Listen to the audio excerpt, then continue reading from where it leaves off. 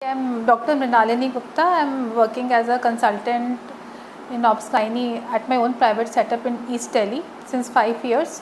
2 years back, I had come to Dr. Pradeep sir for my laparoscopic hands-on training, and since then for the past 2 years I have been doing a lot of independent lab surgeries like hysterectomies, laparoscopic hysterectomies and cystectomy, myomectomies. So I am very thankful to sir for giving me that extra, that hands-on touch 2 years back. Today I was visiting Agra for some other purpose, and sir called me that he had 3 cases posted. So he was like, if you are free, you can come and do the cases. So I came here, and today we had operated 3 laparoscopic hysterectomy, and all cases were previous 1 or 2 cesarean sections or previous laparotomies.